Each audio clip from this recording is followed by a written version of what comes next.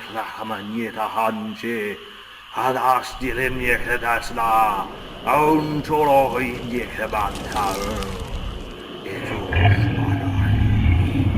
Aslahanchi. Oh, finally you've arrived. Do come in, the adventure is about to start. Welcome to the Fanitarium.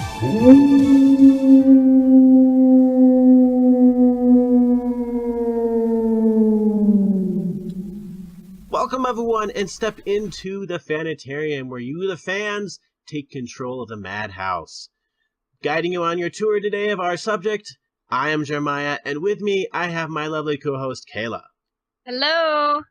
And today we're going to be talking about fantasy, a fairly large genre of literature, though it's strangely tied in with science fiction these days. They always put them together, even though they're very different. And on television, it's getting bigger than it ever has been for the most part. It's pretty big on video games, it's big in books, and our guest today is actually a legend of fantasy, who I've had the honor of interviewing once before.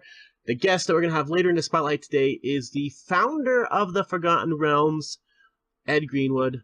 He's going to be joining us later in the spotlight. So, pretty big subject. And I think we're going to have some fun diving into this. And just a reminder, folks, when we say fantasy, we're not just going to talk about Lord of the Rings, because though that is the granddaddy of fantasy and really is the most influential fantasy work there is, we've moved beyond Lord of the Rings. We're in a post-Lord of the Rings world right now. And it's for the better, I think. Mm-hmm. Because before Lord of the Rings, what did we have? Xena, Hercules. Not that Xena was bad. Xena was I was great. going to say. Hercules, though, was pretty bad. Oh, yeah, maybe. I don't remember that one. Okay, my mom watched Xena a little bit, but we did not watch Hercules at all, and I was a baby when those were out, so come on. I remember those. But, Who doesn't?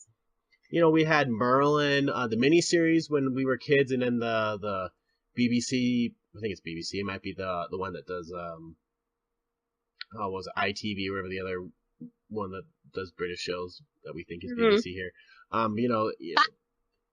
What? We're gonna get people complaining. It was not.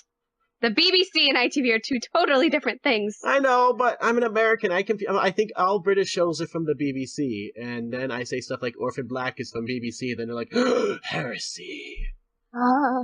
Such a good show, by the way. Forever will miss it. But nowadays, how much fantasy do we have on television? Just like looking at recent stuff, we have Van Helsing, which is on Sci-Fi. Female Van Helsing vampire hunter. It's actually quite interesting. You have, we've had stuff in the old days like Angel and Buffy and so on, which is fantasy. You had the Shannara Chronicles, which was on MTV, then Spike, and I've had Penny Dreadful, which was awesome. I believe it was on Showtime, or was it Stars? Did you ever watch Penny Dreadful? I didn't. I know it's good, though. I'm finally now catching up with all the things I've been needing to watch and read for the last 6 months. You have stuff like Rain on the CW, which is supposed to be political or historical drama. They made it straight up fantasy.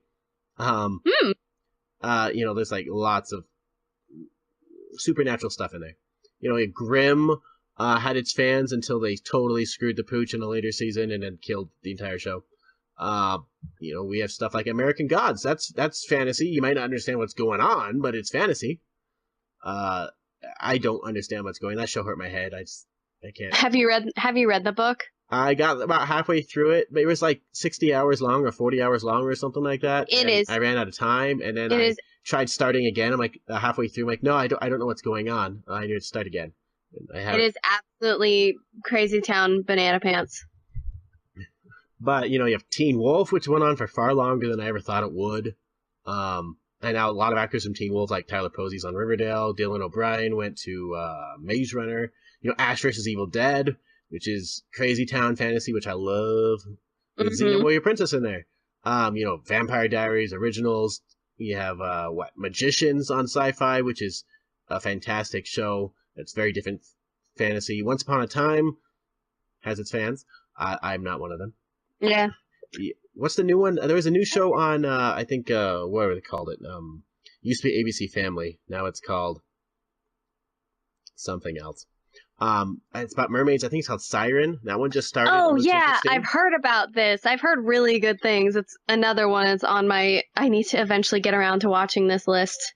Yes, when it's eventually on insert channel here, Netflix, maybe, something like that. When it's eventually on something like that, then we can watch it.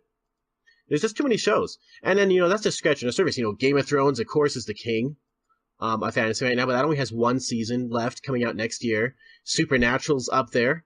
As probably the second biggest as far as like fans knowing, and that has it's been going on for 12, 13 years. How long has Supernatural been going on? Oh, God. I think it's in its 11th season. Goodness gracious. It just keeps on going on and on and on, and if fans still want it, just do it. And then add animation like Legend of Korra, Avatar Last Airbender. Fantasy has been going really strong. And I remember seeing an article not that long ago where people were... Oh, and The Librarians. If you haven't seen Librarians, that's definitely dives into that era, too. Oh, God. Supernatural has 14 seasons. Goodness gracious. All I'm thinking about is that Bo Burnham song, "Stop Beating This Dead Horse When It Stops Spitting Out Money." That's how I feel about Supernatural anymore. I stopped at season 5, mostly because I just couldn't. It's just too much of it. Too much of a good thing. And then a crossover with Scooby-Doo is Scooby Natural. I will watch Scooby Natural. I have to watch that once my wife gets back into town. Who doesn't want to watch that? I think everyone should. But I saw an article that I think would be a good point of discussion. That it was I forgot who did it. It might be a Variety, something like that one. But it was something along the lines of, "Come on, folks, we need to stop having the serious fantasy and lighten up a little bit, and let's have some fun fantasy." My first reaction was, "We did. Why didn't you watch Gallivant?" Oh yeah, Gallivant was fantastic. Like, I haven't seen a single person who does not like Gallivant who actually watched it. Probably the no one only watched people it. I know who don't like it are people who don't like musicals, and that can't be helped. There are some people that I know they exist who just don't like musicals. And really, outside of Game of Thrones, a lot of the fantasy we've had, I guess, Shannara tries to be serious. It's not Game of Thrones, but it tries to be much more serious. But like, how much fantasy have we had that was more silly? Like Legend of the Seeker sure was silly. I loved it, but it was sure silly. Magicians has total shifts up the wazoo, but it's not a totally serious show. There's an episode last season where they just started busting out One Day More from Les Miserables. And all the cast was singing it. And then, of course, then they have someone like peeing in a river and people's faces being burned off, but, total shifts. But, fantasy like Xena, Merlin, we've had and Doctor Who, if you want to do the fantasy in Doctor Who, like, there's years of, like, not serious fantasy. We've always had not serious fantasy, so I don't understand why, because Game of Thrones is there, suddenly they think all fantasy is serious? Mm-hmm. It's really not. I feel like it to be taken seriously, though, it has to be. I think that's why shows like Gallivant didn't, do well.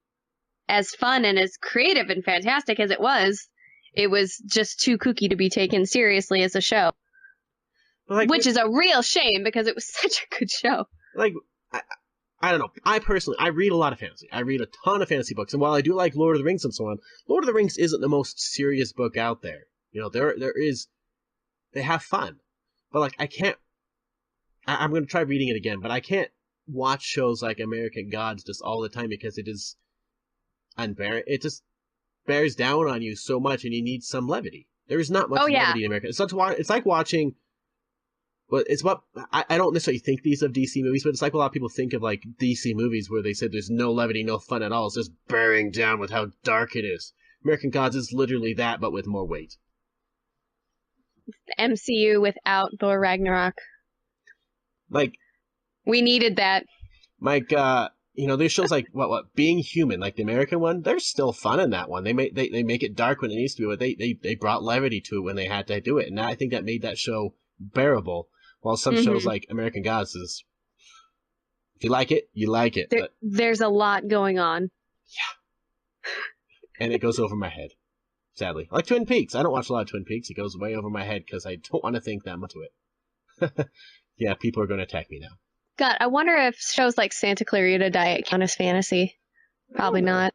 Probably. Zombies? Maybe? No, No? probably not. Because that show is delightful. It's one of my favorite shows.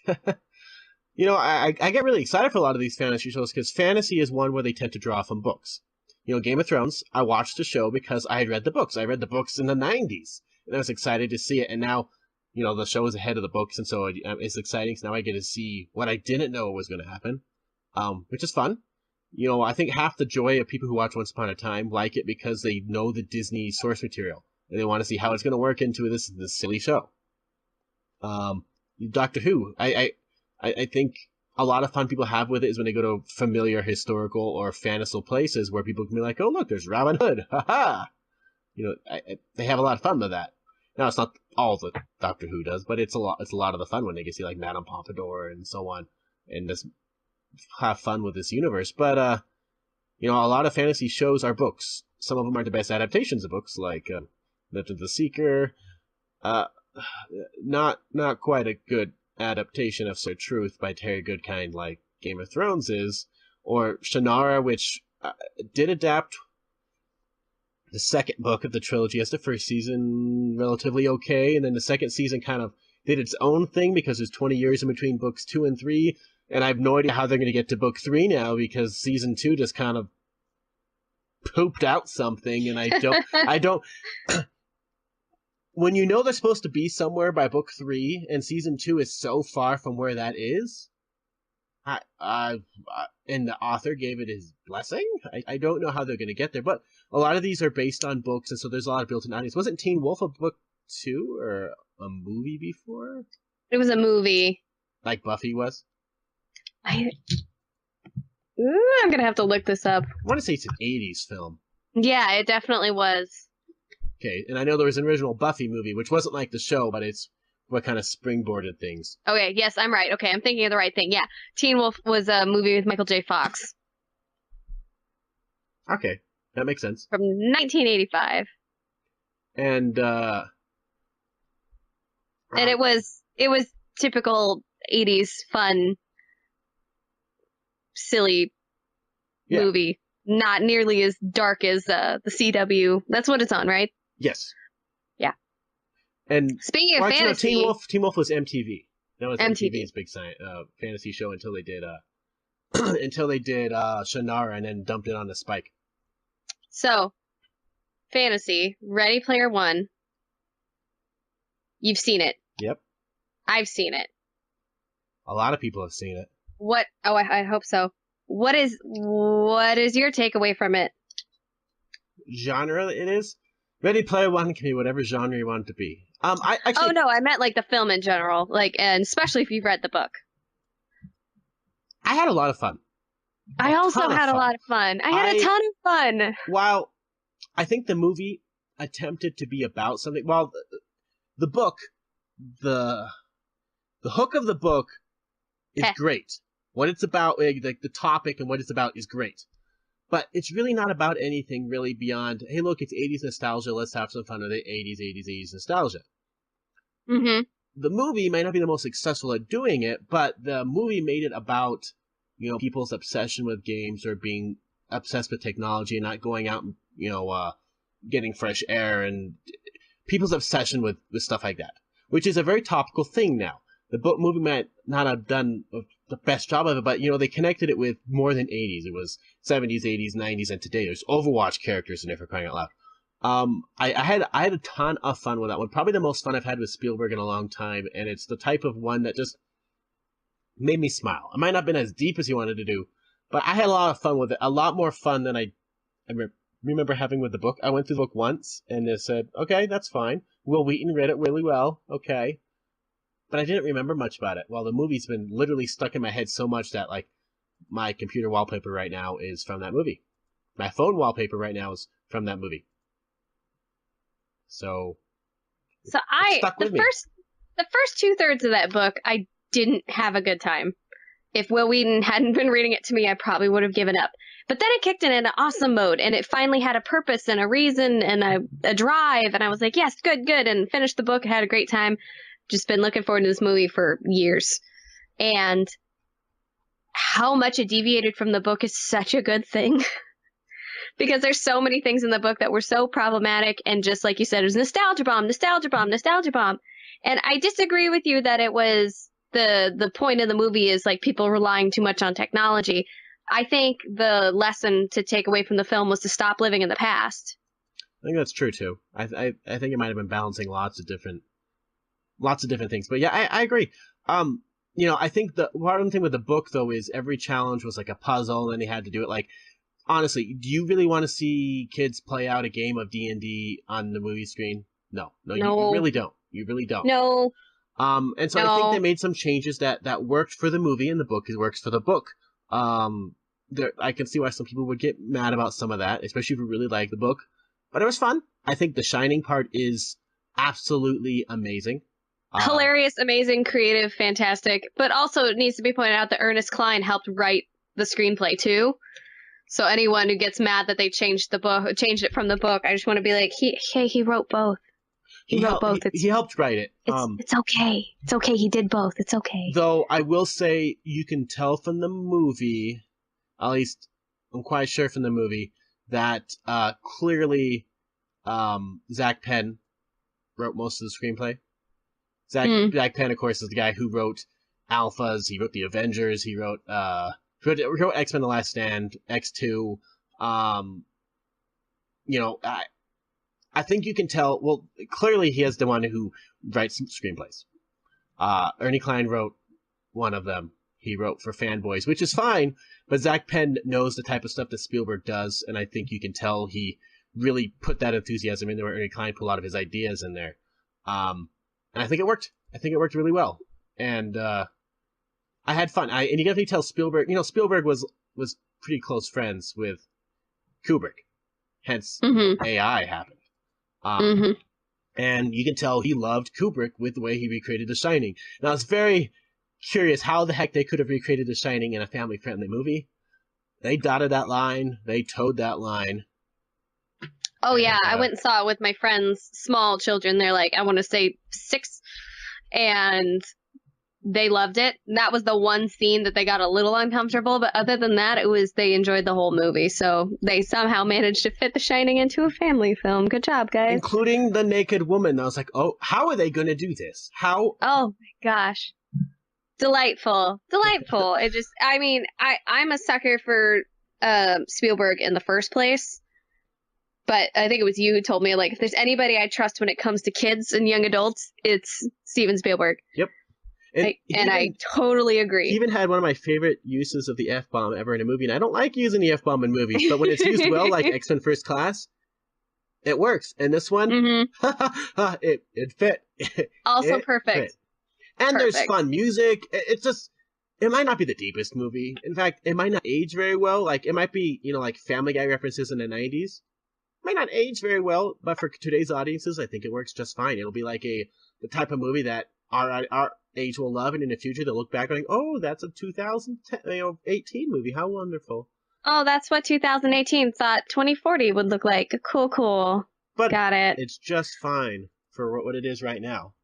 So I have a question from a listener. They want to know, with fantasy, which do you prefer? Totally original fantasy based on a novel, or fantasy based on mythology or quasi-mythos history? Ooh. There's definitely a lot. Like Xeno's based... would Xeno be original or mythology? I think once it crosses over with Hercules, it becomes more based on mythology. I think it's a bit of both. Rain is based on mythology. It all goes back to the theory I have that all fiction is fan fiction. So it depends. I mean, it can be original characters, but a lot of people get a lot of influence from places. I mean, like, look at the Odyssey and the Iliad. That's true. It's fan fiction of gods. Like, let's all be completely honest here. Right now, the Iliad, there's a Troy show on Netflix, which literally follows the Iliad. I watched it, like, oh, this can be great to see all Troy in the season. No. The first episode is literally, Paris with the apple and trying to decide which goddess gets it, and then getting found by his real father in Troy. Like, how wonderful. Yeah, that's an entire episode. Great. Oh, wow. So much happened. I guess I would go, another thing that I'm a huge nerd for is retelling of fairy tales. Yeah. I'm a huge nerd for that, which is why I thought shows like Once Upon a Time would be right up my alley, and I did not like that show. But I like the first season. Then they got Peter Pan involved, and I was like, this is really slow. Though my wife likes it because she loves Hook. She loves Colin Donahue. Like, loves Colin Donahue. Loves. okay, I got it. Point taken. Point taken. I'm trying to remember. I'm trying to remember who wrote this book. It's next to my bed. Sarah Pinesborough wrote 3 retellings of fairy tales, and they all intertwine, and there's other characters and stuff, and I've read it very recently. It was called, in the order they come in the books, is Poison, Charm, and Beauty. And they're only like 200 pages each, so they're not a huge undertaking as far as reading. But I'm a huge nerd for that kind of stuff. For me, if it's based on something I like already, like, you know, I've read Lord of the Rings well before the movie came out. I read Game of Thrones, books that existed before the show came out. I read them, and then like the one book that came out since the show started. You know, I've read Narnia before those. I've read a lot. It has to be good for me to like it. Narnia is pretty good. Game of Thrones is good. Lord of the Rings and The Hobbit, I really like them because they're well done. When they're not well done, I turn on them pretty quickly. With mythology, I can turn on them pretty quickly. I did not like the Merlin show. I didn't at all. It's kind of rubbed me wrong. You know, because of Greek mythology, like there's the Olympus show, it kind of rubs me wrong because like I know how the myth's supposed to be. Like Disney's Hercules. I know this might seem weird. Other than the music, I really don't like it because I'm like, that's not how Hercules supposed to be. Where's the trials? And I like silly versions like The Rock, who chucks a horse in his. Literally chucks a horse. So I think I prefer it to be original. If it's going to be something based on something that I know, if it's going to be, I want it to be something different. You know, like lighthearted or fun with it. You know, like I do like Legend of the Seeker because it's just so stupid. And you're like, oh look, they need more ratings. Oh look, the zipper went down on that character. Why is the zipper down all of a sudden? Oh look, now she's in leather. What? You need more ratings for that? Oh look, now the guy is shirtless this whole episode. Okay, I can see what you're trying to do. You know, they do weird things like that. You know, they just have fun with it. The Magicians is very new. I haven't read the books, and so I'm not probably not going to read the books, but I have fun with it. I do like original things though, like Gallivant. Original, ran with it. They had a lot of fun with it. I do think I prefer original. It just, I read too much, and so I have too much expectations for things beyond that. Like, I don't know if that makes any sense. No, it makes total sense. I also really do enjoy original things, but I also, like, I'm a big nerd for fan fiction. Like, rewrite it. Give me a reason to love this character that I hated, and vice versa. Like, throw new twists at it. I'm currently reading, let me pull up the name of it, A Caffeinated Collection of Curious Accounts by Caitlin Winona. I have it on my Kindle. It was $3 whole, and it's a bunch of short stories about Greek gods from just different tellings of stories and like what came after, what happened before, and it's all just very interesting and so worth the $3.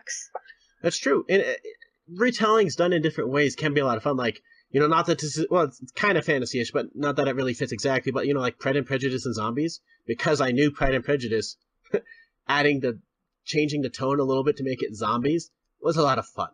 Delightful. Sense and Sensibility and Sea Monsters, absolutely. It's ridiculous, but I think that's what makes it fun. You know, like Gallivant, yeah. I had so much fun with Gallivant because you knew what we were supposed to, you think you knew what was going to happen, but it never went there. In fact, it poked fun at itself all the time.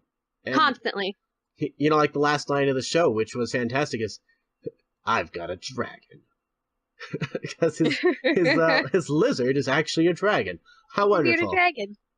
Or, gosh, in Moana, the Rock's character, Maui, looks at Moana and goes, if she starts singing, I'm going to throw up. Like, I love when they're so self-aware of what's going on. And, you know, it comes to new ones, like, I love Last Airbender, and I love Legend of Korra, because they made a show that worked well for kids, it worked well for adults, it created a mythology, it created a lore that you liked, characters you liked, and didn't feel like it was just, like, mishmash of everything. It's really hard to do that, but I really like that they were able to pull it off. And when you can, it works really well when it gets you wanted to be into a world that you've never been into before. Or when they retool something and make it so much better. Like My Little Pony. Yes, no. My example was going to be Voltron, because like the original show that we saw here in America was so disjointed, and it was a lot of fun, but it made like no sense because they had to alter the original show so much to fit American standards for television for kids. If you go back, and I've done this because I'm a huge nerd, if you go back and you watch the original Japanese Voltron called Beast King Go Lion, it's on YouTube. It makes sense, and it has a plot, and I care, and I remember watching Voltron Defenders of the Universe on Netflix right after the new one, or before the new one came out, and was thinking, this is awful. Why did anybody watch this? Oh, because they were kids, and they just wanted to see cool robots fighting. I get it. But then DreamWorks makes this brand new show, and it's just so good, and I can't get enough of it. So I just saw this list that says top upcoming fantasy shows in 2018. A lot of these shows are already out, but I was like, oh, I wonder what these fantasy shows are. The first one is Electric Dreams, the Philip K. Dick one that was on Amazon Prime. Like, that's not fantasy. That's straight up science fiction. Fantasy. Second one was Black Lightning on the CW. That's a superhero of a DC comic. Another one's Oasis on Amazon Prime, which was in 2032, society has collapsed and a shortage of food supplies, and the USIC Corporation was able to find a colony. That's science fiction. The Tick, that's I don't know. Not fantasy. So that brings up a great question, though. Where is the line between science fiction and fantasy? I think, and then because I also see Lost in Space on here. Altered Carbon is not fantasy. That is Altered Carbon is such a good show. A+ for Altered Carbon. I couldn't get into it, but I think it's just because like it just felt. I don't know. I think I delve into too many icky issues with work that I don't want to. I don't know. I like. How is it that everyone in the future is always super horny and can speak like 50 languages? Why? I guess that's true. So the main difference people find in fantasy versus science fiction is science fiction, for the most part, tries to find its groundings in science and is possible. For the most part, there's a way to explain it. Whereas fantasy has no grounding in reality, so is not usually possible. Science fiction tries to base itself in some sort of fact, like grounded from what we have now, and then add to it. Fantasy tries to be imaginary, doesn't care about basing in fact. Fantasy involves things that do not exist in real life a lot of the time. Magic, magical creatures, so on. On the other hand, science fiction is almost related to real things based on technology and science. Fantasy uses supernatural forms and magic in its plot or theme. Imaginary elements in science fiction are usually written off as some sort of psychological effect versus magic. And plots and themes in science fiction tend to be more reality-based. They tend to make it very thematic to what we can relate to now, while fantasy tends to be more escape. While there's definitely good crossover. Like, for example, Star Wars is space fantasy. There is science, but they don't try to connect it with real life, really anything. That's why it's space opera. It's space fantasy. Meanwhile, Star Trek tries to be really grounded. It tries to connect with what we know and where science technology can go, and then connect us there. Got it. So, like, John Scalzi novels would probably all fall under science fiction then, for the most part. At least the ones I've read, I should say. There's probably plenty that fit under fantasy, but at least like Red Shirts, Lock-In, Agent to the Stars. Agent to the Stars. Okay, that one might be fantasy. Yeah. And so I'm on a real John Scalzi kick right now, guys. And so they try to make the connection. Now they do cross over a lot. That's why science fiction and fantasy are almost always together in the bookshelves, because they cross over a ton. But there are some major differences. I do find it interesting how one of them says science fiction revolves around introduction of disruptive technology. Technology is the center part of science fiction. Kind of like Marvel and DC. DC, for the most part, tries to center itself in the mythos. Superman is a new god. There are gods among men. That is a big theme among DC. Superheroes are gods, and they try to see what they're going to do with their godhood. Beyond Batman, he is like the grounded person. Meanwhile, Marvel tends to be about characters who are either created by science, hurt by a fluke of science, or use science to help save the world. There is a pretty big difference between them, and for the most part, that's where they tend to try to find their audiences. There are exceptions. Clearly, they've been around long enough that there's going to be some exceptions. But the heroes of Marvel tend to be science-based, while the heroes of DC tend to be more like mythological gods among men based. Which works. It is what it is. That makes sense. And it's probably why they have slightly different audiences. It depends what you want to do. So here's another listener question. Fantasy, most of the books you guys talk about, or people talk about in general, are classics like Lord of the Rings, Narnia, both good, very good, read them. We have Terry Brooks books and so on. What are some series that you guys don't usually talk about or haven't made into series yet that you'd like to be made into series? And what are some current books of the fantasy genre that you think we should read? Ooh, that's a good question. You want to go first? Yeah, hold on. Let me pull up my Goodreads profile so I know what I'm talking about. The first one off the top of my head is its name in America was, Midnight Riot. But the name of the first one's called Rivers of London, and they're part of a series of books called the Peter Grant novels by Ben Aronovich, who used to write classic Doctor Who. So he's an awesome author. And it's essentially if Harry Potter and CSI had a baby. And it's amazing. It's one of my favorite series. I've read every book. I am always on top of when new ones are coming out. And it gets better and better. Have you ever been reading a book and actively yelled, "No!" and threw it? Because I have. Yes. With one of these books. I don't remember which one it was. I want to say it was the fourth one. Yeah, I'm pretty sure it was the fourth one. I straight up yelled no and threw it because I was so shocked of a twist that was thrown at me. There's just crazy stuff in there. There's wizards, there's fairies, there's nymphs, there's jazz vampires. Like, it's nuts. Absolutely spooky. I can tell you an example of the last time I threw a book like that.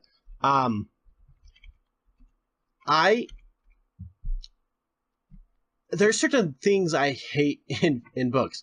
The Deus Ex Machina at the end, where, for example, it happens in fantasy and science fiction, where, you reach the end, reset on the world, none of this ever happened, only the main character knows it ever did. No one else knows anything, you save the world by resetting it. No! I hate that. And one of my favorite authors is David Eddings. He died in 2008.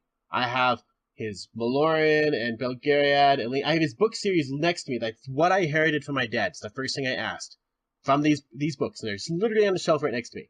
The last series he wrote, I was so excited to start reading him. I was reading him, and it gets to the end, and the end resolution is Deus Ex Machina, reset, no one knows what happened, and the main character's like, whoa, all these relationships I made with all these people. I can do it now because I clearly have knowledge about them, so I can do this. I'm like, no, you just reset everything. All the world building, all the character growth, everything you just did is now undone. I hate it. That's as bad as, and then he woke up. I'm like, no. There's unacceptable. Another book series where I read, where it's, where near the end of one of the books, bam, two characters are suddenly sent out of this this fantasy world they're in to modern times, and they can never return. If they ever talk about it, they'll lose all knowledge they were ever there. I'm like, that's crap. Crap. Boo! Boo, I say, boo! So, I don't like that. I don't like that, and I've literally thrown books because of that. I've also thrown a few Star Wars books because characters got too Mary Sue-ish. Only you. I got annoyed. Really annoyed.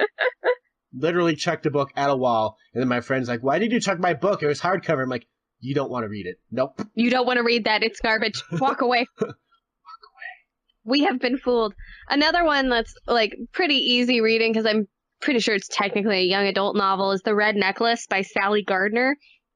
And it's you think it's just historical fiction because it takes place during the French Revolution, but then it suddenly delves real quickly into magic and stuff.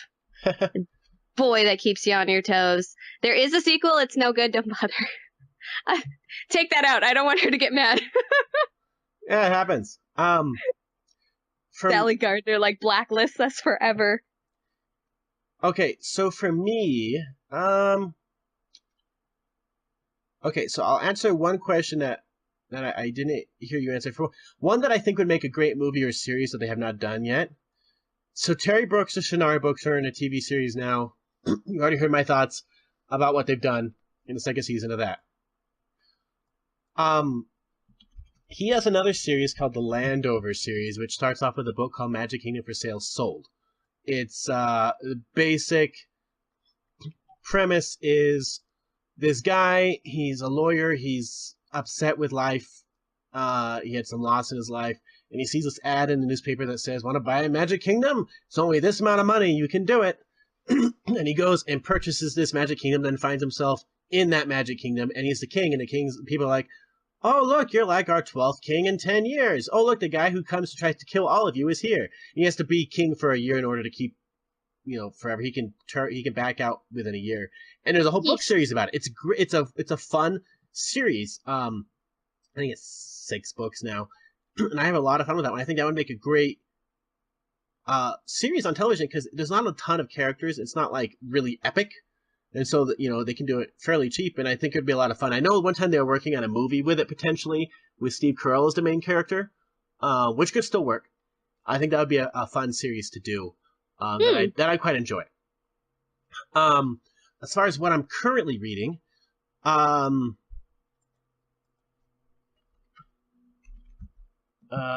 there is a book series that I've actually had the author on not that long ago. It's called Darkened Day, which is, there's a lot of illustrations in this one, but it's kind of like fantasy mixed with like Final Fantasy, mixed with Lord of the Rings, that sort of stuff. And there's a lot of great art in the books. It looks very, Final Fantasy-ish. But it's a great 3-book series that, if you want to reference it, look up Darkened Day in our main page, the episode where we interviewed the author. It's a great little series, and I know it was free not that long ago on Amazon. I wonder what it costs now.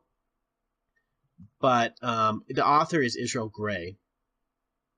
Looks like each book is $2 or $3, so it's well worth it. And I think you'll quite enjoy it. Darkened Day is 3 books in the series. I think he's working on another one. Israel Gray did pretty good there, and I'd recommend making sure you get one with pictures. Like, get the paperback, get something to hold in your hand. Like, the ebook is fine, but the pictures are great. The art is fantastic, and Darkened Day, it's a great series. Beyond that one, being in college, I don't have a ton of time to read books I want to read. Just because reading's hard. Books hurt my head. I have to read textbooks. I don't have a commute anymore, so I can't listen to as many audiobooks as I used to. Lots of audiobooks, though. I just went through Wheel of Time. All of them in 8 months. Audiobooks are like 40 hours each. That was a beast. I'm going through The Expanse right now. I just went through 4 books of The Expanse. I don't own any more of them, so I have to wait. Those are good, but that's science fiction, of course. Wheel of Time was great. It's great now that they're all out. I remember my dad reading those when I was growing up, and, he had to wait like 20 years to get the whole series. I had them all out by the time I started, so that was good, right? Waiting works as long as the author finishes the series. Gee, I feel like that comment is directed at somebody. Help me somebody to love. Yeah, so, but Darkened Day. Definitely Darkened Day. So one I'd like to see made probably into a movie, not so much a TV show because it's not too long of a book. There's a book called The Girl Who Chased the Moon by Sarah Addison Allen, to get those last 2 right. So, I do geocaching a lot, and there's a geocache by my house that's a book exchange. Oh, that's really cool. So people take books and leave books and da-da-da, and I actually got this book out of there, and it's one of the few ones I haven't returned because I loved it so much. And so it's about, if I'm trying to remember, it's been so long since I read this book. It's been like 2 years now. Essentially, this girl comes from a big city where she lived with her mom, and her mom died. And her mom was single, and so she goes to some tiny town, I think is in North Carolina, to live with her grandfather, who's the town giant. Like, he's just a really tall guy. Mm-hmm. And that's just what, like, everyone knows him as, and he's super nice, and just weird things start to happen. Like, she's like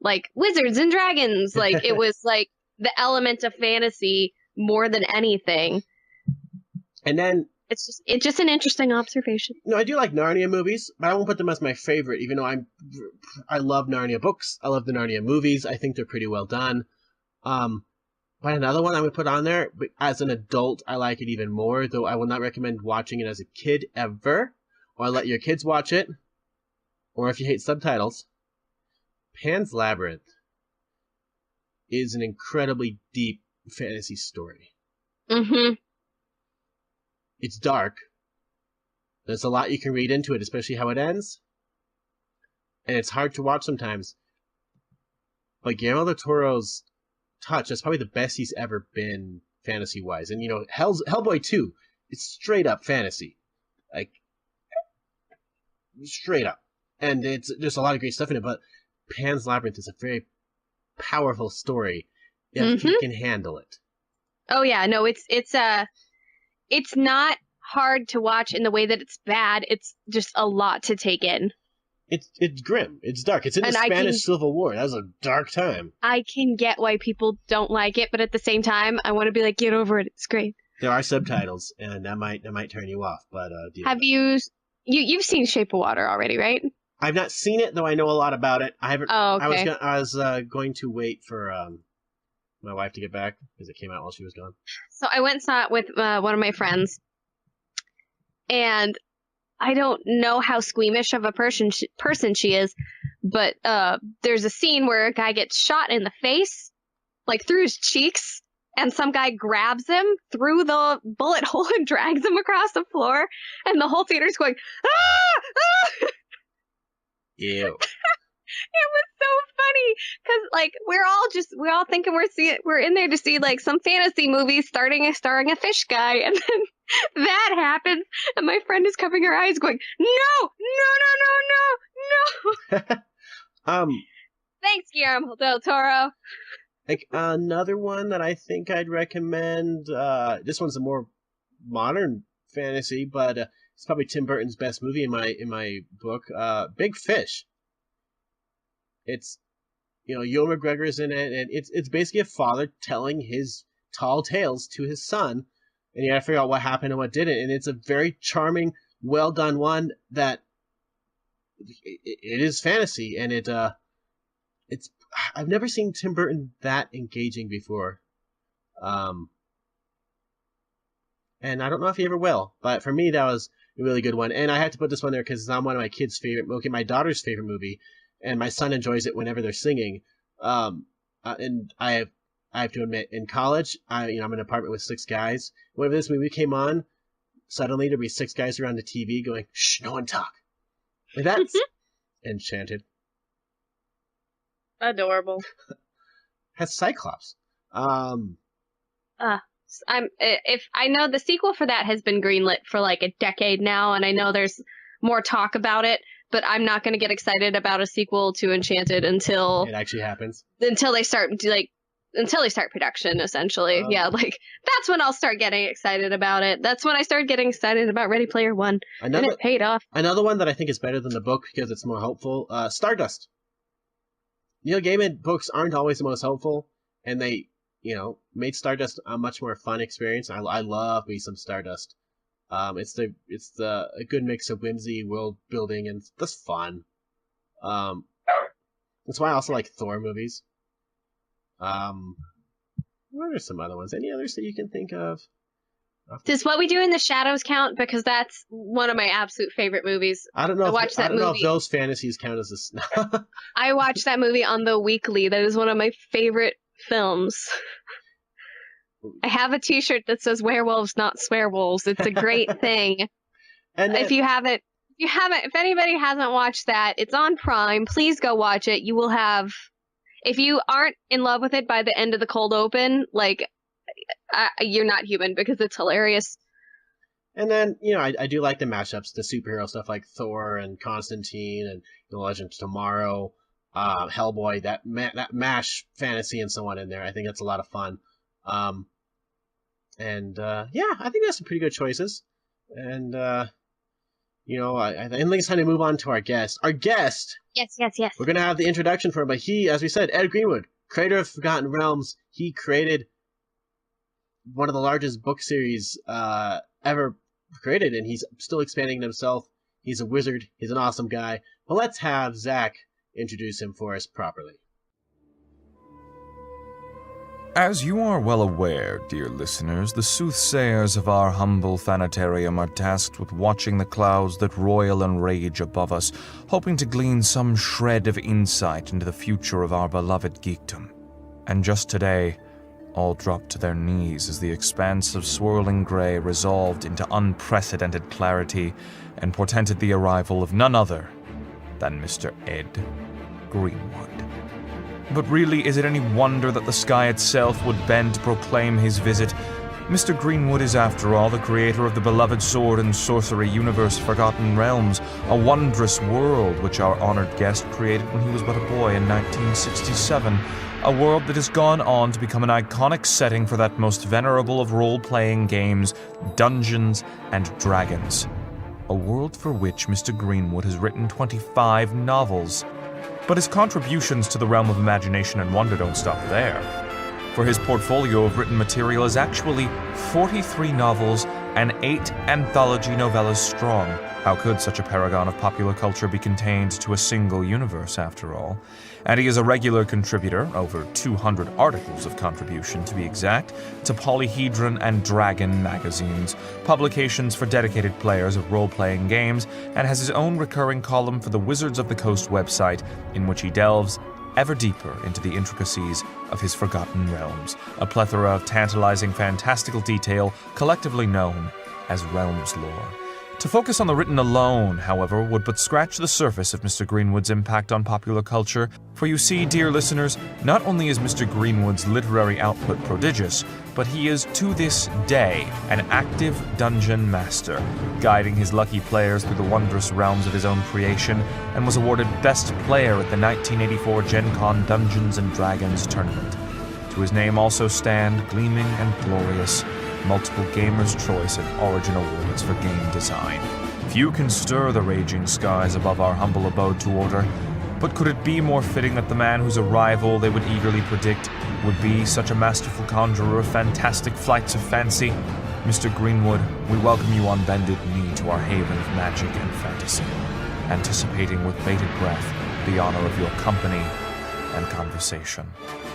Welcome, Mr. Greenwood, to the Fanitarium. It's a pleasure to have you back on. And I have to say, it's been, I wanted to say it wasn't as long as it has been, but the last time we had you on was when you wrote your book for the Sundering, and that's a lot longer ago than I thought it was. Yes, yeah, I don't know what happened to the time, but yeah, that's like 3 Realms novels ago, or the 3rd Realms novel ago. Yeah, time does roll. It's things that just kept on rolling, and the Realms has definitely looked a little different since then, as far as what's going on. And I don't know, it might just me from an outsider just getting stuff, but the kind of like the push and excitement for like the book side of the Realms has slowed down quite a bit as they focus more on the board games and the video games and the role playing and the other stuff that's involved in the Realms. So it's still there, but the book side seems to have slowed down a little bit. Yep. Oh, yeah. Well, the way that Hasbro handles all of its properties is to license. That way you transfer the costs of development, like staff, designers, writers, artists, all that stuff, onto somebody else's books. They do the cost of things, and then they give you a piece of the pie when the stuff sells. So it seems to be working in that they are licensing stuff out in all directions, and they are getting exposure in areas that TSR in the old days just did not have the resources to do. Like they had a minis division, they killed it. They had a computer games division, they killed it. Yeah. Because they just didn't have enough money to do everything. And then WotC had this huge success with a collectible card game, and then another one. and that's what their staff and model was for. So, although, to old school guys like me, and we sort of go, head scratch, hey, this isn't doing what I want. Where's my stuff? Where's my novels? Where's my steady flow of modules? Where's my steady flow of... But you can't argue with the fact that they are reaching out to more gamers and more people who weren't into gaming than ever that before. Baldur's Gate board game, the Betrayal, and I can't remember the rest of the name, but that game is really good. They've gotten really into the hardcore board game people that they haven't really done before. And that market's exploding. Mm-hmm. Oh, and I think Lords of Waterdeep is a classic family game. Yeah. Oh yeah. I'm sitting back going, I'm just going to watch this. This is cool. There's a part of me that says, hey, what about what? But I can't argue with the fact that it's going great guns and all sorts of new people are getting into the hobby. And, I never thought that people would be interested or even pay money for tickets to sit and watch somebody else D&D. It's just, it's like, definitely what? In that world. It must be kind of surreal because, as we mentioned last time when you were on, you talked about, how this was basically created when you were like 7 and these were the worlds you created. And now it's like, these are books, these are games, these are board games, these are expanded. Sometimes you see stuff I've done on TV. Wow. Yeah, and comic books come out all the time, and I go, oh, Betrayal of Baldur's Gate. Oh, wait a minute, this is Baldur's Gate. This is the Realms. Wow, comic books, So yeah, everything happens all the time, and I'm just sitting back going, this is wonderful. Bring on the movie. I know they're working on a Dungeons and Dragons movie, a Magic the Gathering movie, so we'll see what pops out. Hopefully, it's better than the last Dungeons and Dragons movie. Yeah, that was. Well, and of course, that's always the fear of every gamer. Is it going to be? Ugh. But I've been watching movies long enough to know that there's the movies that will never please the diehard fans. Like you knew when Peter Jackson was tackling Tolkien that some fans were just going to be enraged or despairing over what he did, but other people just who'd never read the books and weren't into fantasy just loved it as a story. And you sort of shrug and say, never mind, you got all these people interested in fantasy. And look what Game of Thrones has done in HBO. Like it doesn't follow those massive books perfectly, and now of course it's past them, but it's gotten so many people to read Game of Thrones that would have touched it, never did touch it in the 90s, and a lot more people are following fantasy and talking about fantasy, and that it does magic. Oh yeah. I can remember. I was appearing as one of TSR's authors at Book Expo America in Chicago, and just before the hall opened, Brian Thompson, who was then head of the book department, said, "Come with me," and we walked over to the Bantam booth, and there was a pillar beside the Bantam booth, and there were books, all silver covered, all the same book, piled up around the pillar, about chest height for a tall guy. And we waited until the announcement said the hall is now open, and then we both leaned forward and in unison took a book. And the Bantam staff nodded at us, and that was Game of Thrones, the very first one. And we took it back and into our booth and then got on with our stuff. And I flew out that very night. I was in and out, So I was reading it on the plane, and it was such a tome that I couldn't take anything else from Book Expo America. So I was thinking, I hope this is a good book. And by the time we landed, I was halfway through it going, this is wonderful, but it's diehard fantasy fans only. Nobody else will read all this. And boy, there are lots and lots of parents and so on who will say, this is not for my child. You're not getting to read this because of the content. But I thought this is a great fantasy series. George has done it. Wow. But yeah, the TV exposure just completely blew it away. It brought in a whole new audience who are going, you could do that on television? Oh my gosh.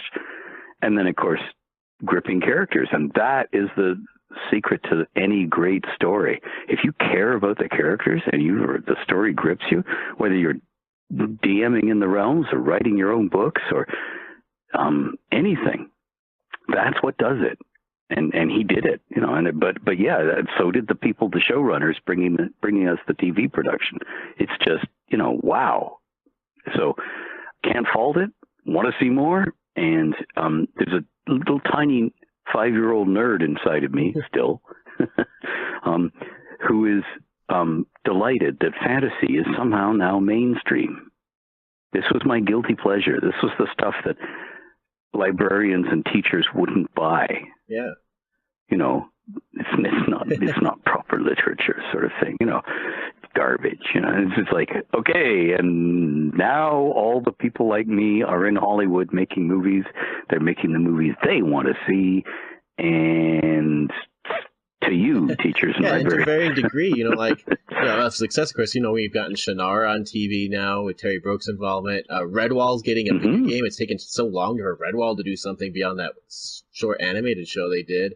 You know, we've had Narnia stuff, and we're getting another one soon. We've had, they tried Terry Goodkind's The Sword of Truth. You know, we haven't gotten Robert Jordan yet, but that's probably going to happen sometime soon.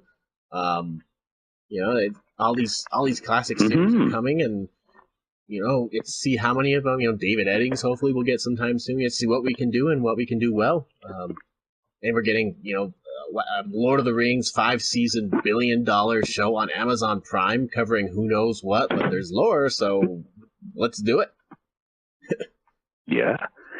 Well, I have my suspicions because The Fall of Gondolin is being pulled out of one of the tomes that Christopher Tolkien edited after his father's death and published it as a standalone. I'm thinking, why would you pull The Fall of Gondolin? Oh, because now my little brain's going, I wonder if that's where the series is going to be set, because it allows them to step aside from the story that we've seen over and over. You know, the Hobbit's journey in The Hobbit and in The Lord of the Rings, and still be in Middle Earth, but have another story. Yeah, and they could pull from the Silmarillion, the unknown stories, all those little things, the letters, all these little things that people won't necessarily like know to read to get all these pieces from, but they can pull it all together for television and cover stuff that we haven't seen, but is important.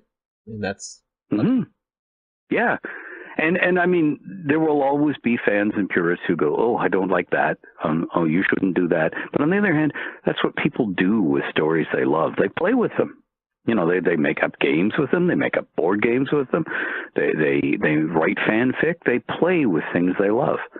And I think the worst tragedy is when an author, you know, albeit Terry Pratchett or Robert Jordan or J.R.R. Tolkien, leaves us. And there are no new stories unless we make our own up, you know. And that's one of the, I think, the strengths of the realms, because I sort of shared the realms with everybody, so it isn't mine anymore, it's everybody's. It can survive the loss of people and keep going.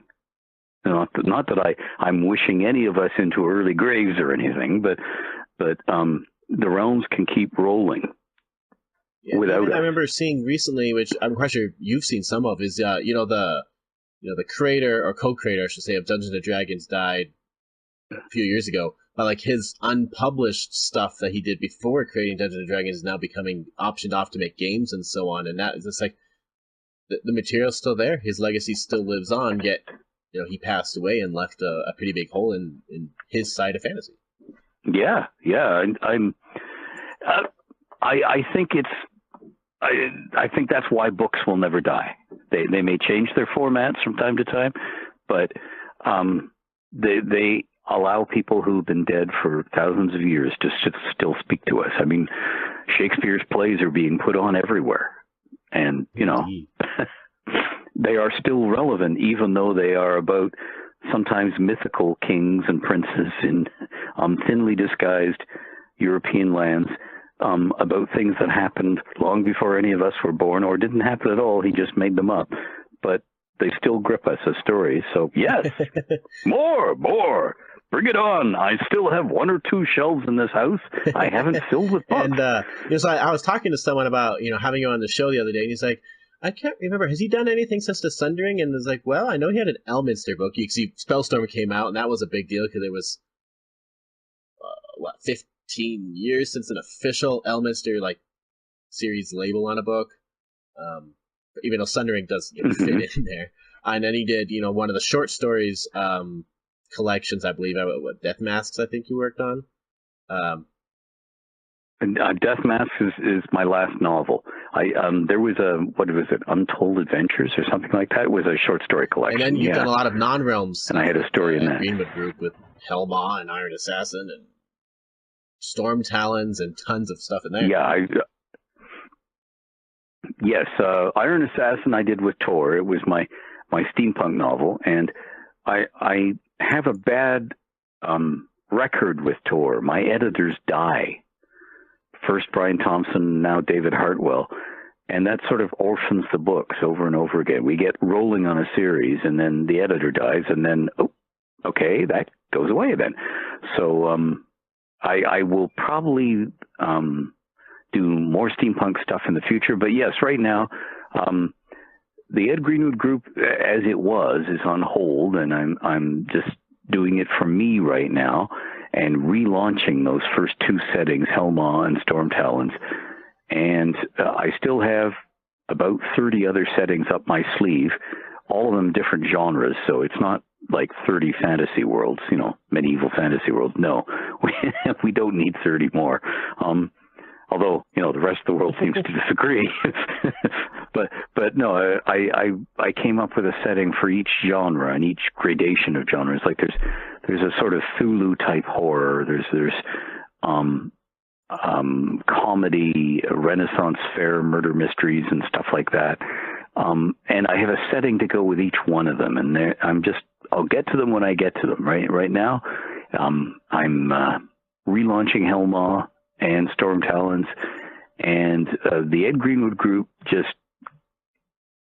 it was 500 plus creatives all running at full speed, sometimes in different directions. And I've discovered that as I get older, I can't keep up. I can't edit that many books and keep people from running into the same kingdom and doing different things with the same characters and so on.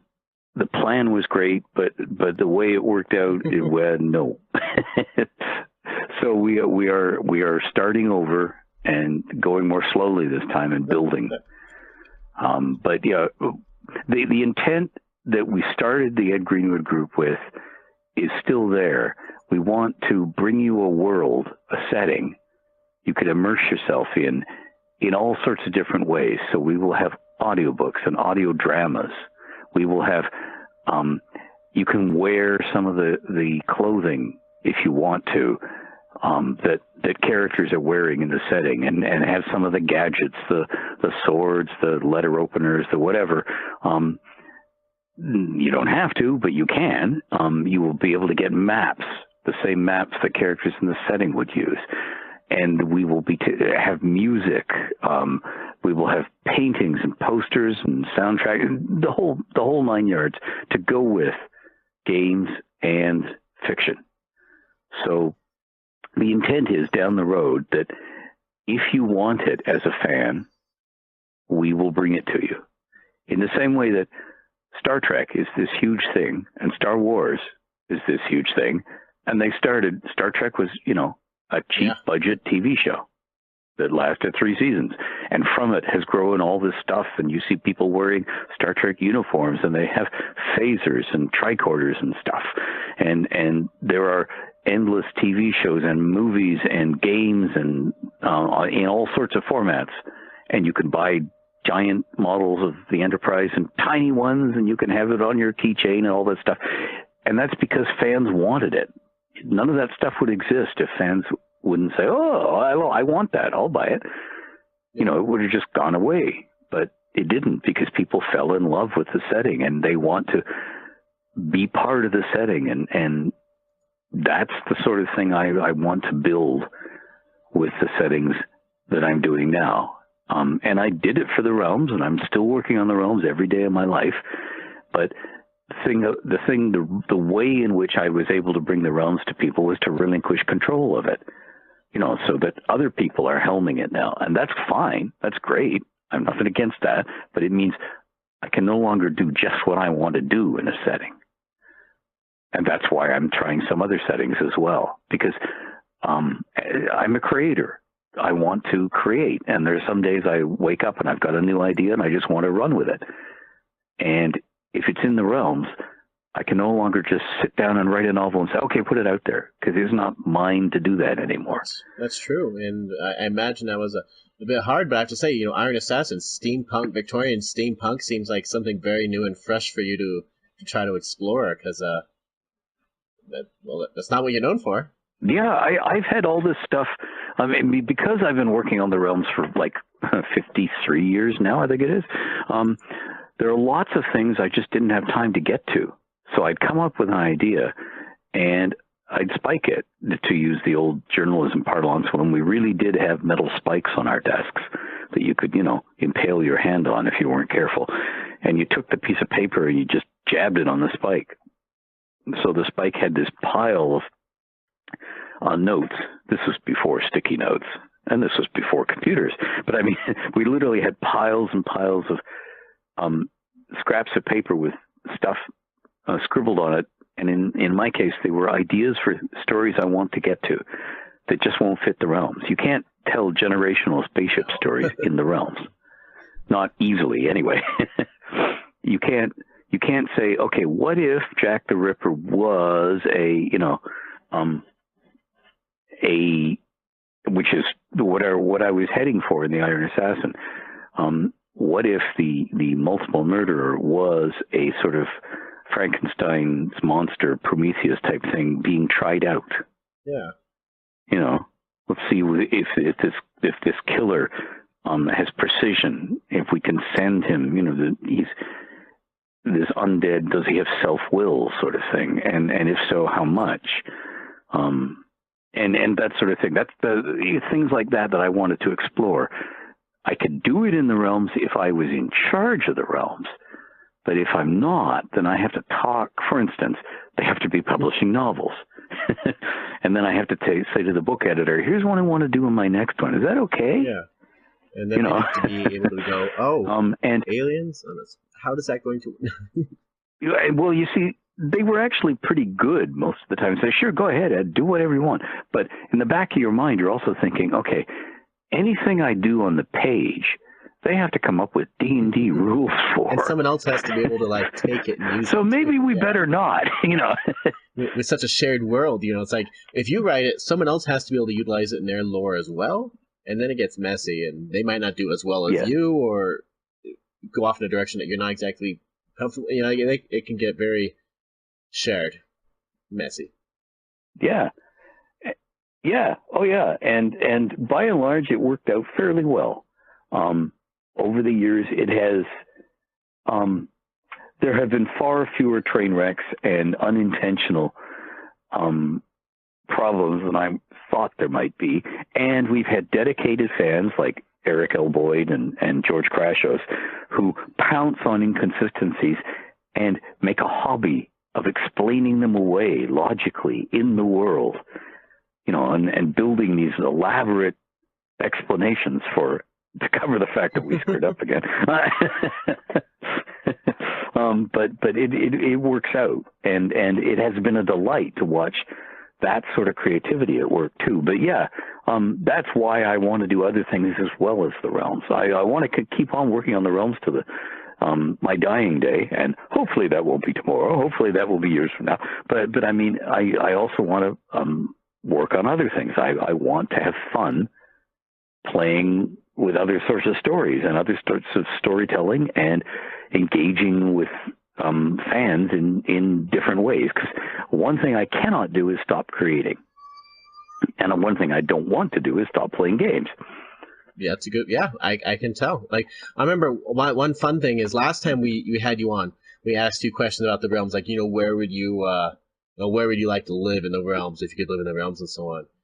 And one thing that I found fairly amusing is the next book of yours that came out, or 2 books later, Death Mass is in Waterdeep, which is exactly where you said you wanted to live in the realms and your favorite place to explore. So I just how you're still having fun exploring all these places that you that you worked with, and then now you're able to expand even more, getting all your other ideas out because you have the time and energy to do it now that you're not doing tons of realm books, helping people with theirs, answering the phone every single day for everyone else, but they were pumping out 10 realms books a year, 8 realms books a year, maybe more. Yeah, there were. The last year before TSR went down, I worked on 11 products that year, and I was a freelancer. I had a full-time job that I was commuting 100 miles to work and 100 miles home, 6 days a week. And by the end of the year, I barely could remember what my own name was because I was like at top speed, just creating. So yeah, it is nice to slow down and smell the daisies on occasion. And one thing that I haven't read yet, because I've been being in a master's program, like my brain skips months and years at a time.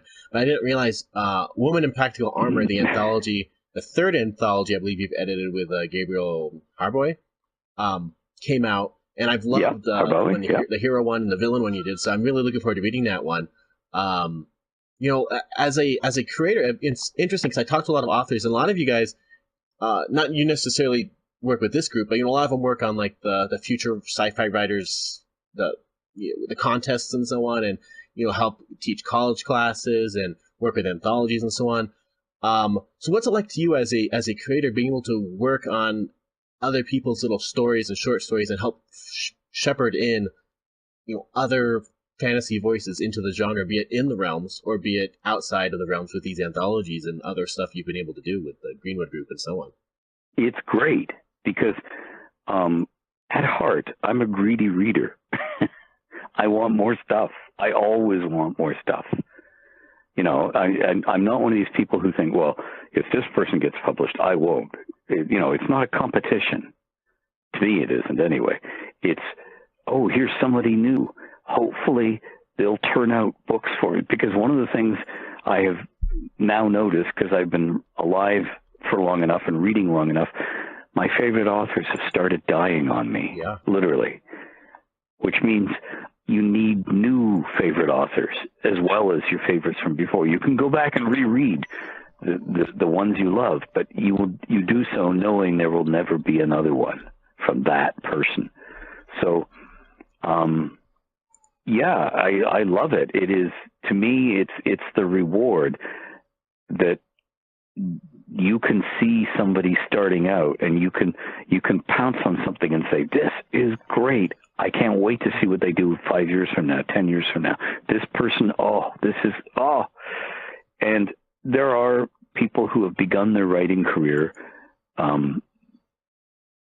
after I started writing myself, and they are great fantasy writers. Guy Gavriel Kay, up here in Canada, writes superlative books.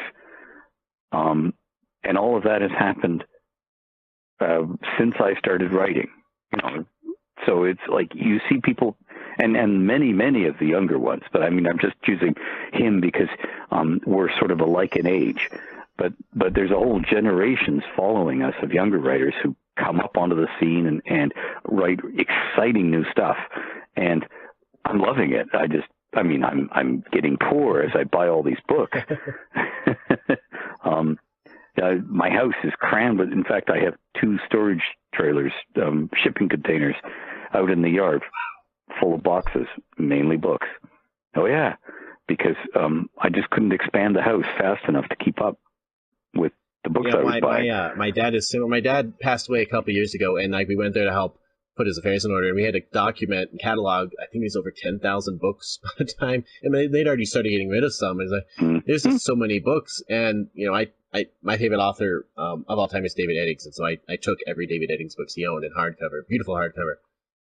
That's one, the mid-2000s, I guess we lost Eddings, we lost Jakes, we lost Jordan, we lost a lot of names I grew up reading all the time in that. And that was a brutal time for fantasy Exactly. readers. Just knowing, and then I started a show, and just knowing like I can never talk to that person ever because they're dead. It's rough. Like I can talk to Moorcock, but I can't talk to Eddings. It's like, my brain is just. Yep. But I totally understand how you feel. And for me, there were authors I got to talk to once because, I screwed up my courage and managed to get to a convention or whatever. And they have since passed away. And although I'm not nuts, I don't really think this, there's a part of me that says, oh, so if I go back into that building, which is far, far away from me in another country, in the United States, I'm Canadian, if I go to that building on the right time, maybe they'll still be there. Yeah, definitely that feeling. So I don't run out of time and forget about it. Listener John from Alberta, Canada, he has a question about anthologies. He says, Mr. Greenwood, you've edited several fantasy anthologies over the past few years. What do you like to see in a short story? And do you think magic works better in a story when it is mystical or systemic? Since he's a writer. Ooh, okay. Well, what do I like to see in a story? In an anthology, depends on the theme of the anthology. I just want stories. But when we're doing an anthology, there's almost always, because of the needs of the market, a focus to the anthology. Like Woman in Practical Armor, or whatever it is. And so, of course, I need to see things that deal with the theme of the anthology. Not, hey, I thought of a new, no. It has to fit the theme of the anthology. I don't care who you are, whether you've been published before, none of that matters to me. What matters is the story you give me on the page, and I just want a story that grips me. There are stories where I'll say, I can give you some editing tip. Please don't do that. This doesn't work for me. I have seen 40 of those. You may not know that because you're not sitting there in this position I'm in, but guess what? Somebody else wrote that exact same thing and sent it in to us. So they didn't copy it from you. They got the same idea. It happened. Yeah. That sort of thing. When it comes to magic, it depends on the needs of the story. There are some great stories where magic remains mystical and mysterious from the point of view of the reader or the characters in the story. But with that said, it almost always works better when you're writing it if you understand enough of the magical system for it to be what you might term systemic. You have to understand the limits of the magical system. That's what Jack Vance gave us, that Gary Gygax, with permission, put on the page in D&D. He took Jack Vance's Fire and Forget magic system that we saw in the Dying Earth stories and put it in a game, which built in limitations for wizards. So they weren't sort of, I have just the spell up my sleeve that the story needs, the plot needs. So I'm going to cast it right now. And I can cast endless because, I'm a wizard. I can just cast spells like a tank that can never run out of. So from the point of view of the writer, I think the stories work better if people work out how the system works for themselves. They don't have to put it on the page. One of the great mistakes of a lot of novice writers is they want to, I guess it's from school, show your work. I want to see your work. I want to make sure you're not just making it up. So that as you go along, I see nothing wrong with making stuff up as you go along. That's what I do. But I mean, they think, oh, I've done all this work on the magic system. I have to explain it to the reader. So they stop the story and give us a lecture, just like in class. Here's how the magic, I don't care. I mean, yes, I do care. I carry it intensely, but I don't care if you're going to stop the story and harm the storytelling to tell me. Just keep going. Tell me the story. I mean, you can do as Tolkien did with the appendices, or you can put in hints so that I can infer from what you put in the story, this must work like this, or I guess this is this, or and there's a marvelous little exchange. There's a mystery writer, John Dixon Carr, died years ago. He was famous for doing lockroom mysteries. And one of his books set during the Second World War in England and Scotland, during the time of the blackout and bombings, is the case of the constant suicides. And in that book, there are a couple who are academics, and they're in a railway carriage at night arguing. And they're arguing about the Duchess of Cleveland, who's been dead for hundreds of years. And they're arguing about an account of her in the writings. And one of them makes the point of, and you would believe something told at third hand that was gossip? How do you know that can be true? And the response was, Madam, the point is not whether or not it is true. The point is that so-and-so, who knew the lady so well, would have believed it. And that is that's the key. Yeah, I get it. You don't have to. Yeah, you don't have to explain everything. Just it has to be convincing to the reader, and without slowing the story down, and carry us along. And those limitations to magic have to be there, because if there's no limits to magic, if you can do anything with magic, then where's your story? Or as an editor might ask you, well, if all you have to do to solve this is pull the sword from the stone, why didn't somebody do it before this? Why is your story set now? Why did it take this long? Now, in the case of the sword from the stone, yeah, there is a reason. That's the point. You have to, the reader has to know that there's a good reason, because otherwise it's what they used to colloquially call the stupid plot. There's only a story because everybody behaves stupidly. And you have to avoid that. And, I'm talking rock bottom basics, preaching to the choir here, but I'm a fairly simple soul. I'm looking for entertainment when I read. I can be awed when a writer really does groundbreaking stuff, and I just go, oh, that is wonderful. But if you just tell me a story and I love the story and fall in love with the characters, it sounds so simple. It's very hard to do. But if you do that, I'm going to love it, because I'm here for the story. I'm here for the show. Bring on the show. I understand. And I was thinking when you were mentioning the magic stuff, it all depends on the point of view character. Because, for example, Robert Jordan in Wheel of Time goes into detail about magic because Randolph Thor has to know how it works. And so, as the reader, you kind of have to understand how it works because he's one of the main point of view characters. Meanwhile, Lord of the Rings, the hobbits don't understand magic. It doesn't matter if they understand magic. They just know it happens. And so you don't really get how the magic works because the point of view is the hobbits. And so, if the point of view of Narnia, the kids just know it's a magical world. Meanwhile you go to Earthsea, you know how the magic works because he had to learn. He went to wizard school, for crying out loud. You kind of learn how that works. So it's the point of view. Yeah. And if your character fits it, it seems more systemic versus mystical, but it's more who is the one the story's being told about and from the eyes of, and do they need to know the magic? If not, don't just shove it in there if they don't actually need to know. Frodo doesn't care. Exactly. Yeah, exactly. And Roger Zelazny did a very clever thing when he did The Nine Princes in Amber. It begins with Corwin. He says, I woke up. There I was. Where the hell was I? Corwin wakes up with amnesia and thanks, Roger, this was his joke on me, Greenwood Mental Hospital.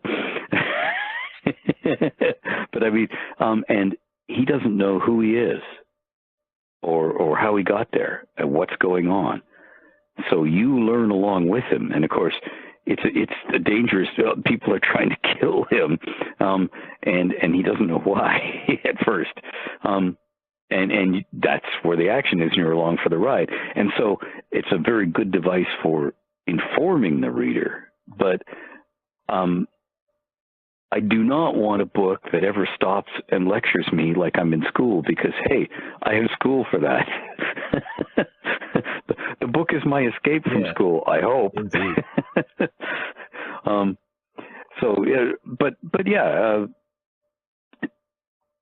when I'm editing an anthology, it's what we're there for the anthology. And I just want good stories. I don't care if you've never written a story before or if you're world famous. I don't care. I want a good story. That's all. That's all it is. You tell me a good story, I'm in.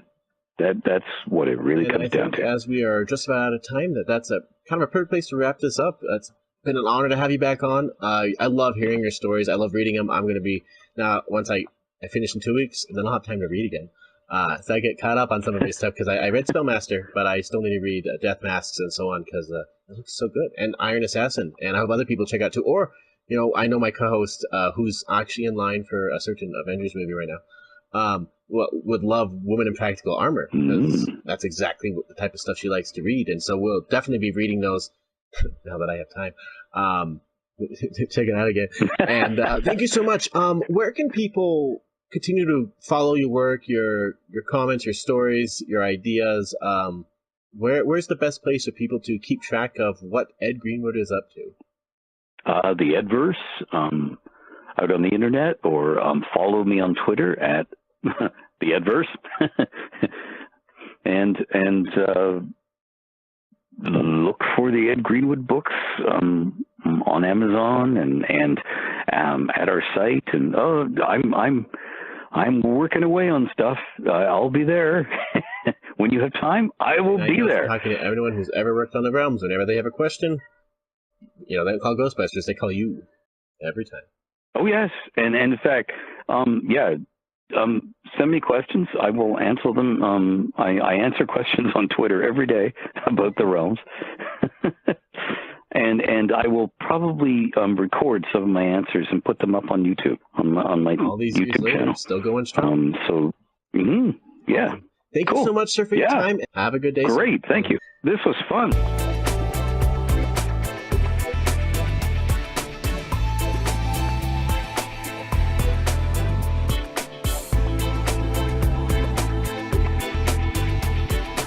So I think it's time to wrap this up. This has been about fantasy. If you have favorite fantasy books, movies, TV shows that you want to share about, post them in the comments. Send us your thoughts. Leave us a voicemail. We'd love to hear what you think of the genre. We're all fans. And hopefully you read some of the books and stuff that we've recommended. Yes, we've missed some movies. Like, I'm quite sure someone's going to tell us how come we didn't like The Princess Bride. I do like The Princess Bride. I just like Pan's Labyrinth and Stardust more. Yeah, I just like it more. And yes, I know someone might say, how come you like Big Fish more than Edward Scissorhands or something? That's because I do. You don't. You can like Edward Scissorhands. That's just fine. What do you guys like? Tell us. What do you think are your favorite fantasy books, novels, shows? What do you think would be good ones to be adapted in the future? And leave us a voicemail. Our voicemail box is always open. It is in the comments for this episode. Kayla, where can people talk to you? You can find me on Twitter. My Twitter handle is Kayla with an E, Kaela 907. And we already have a topic for next month.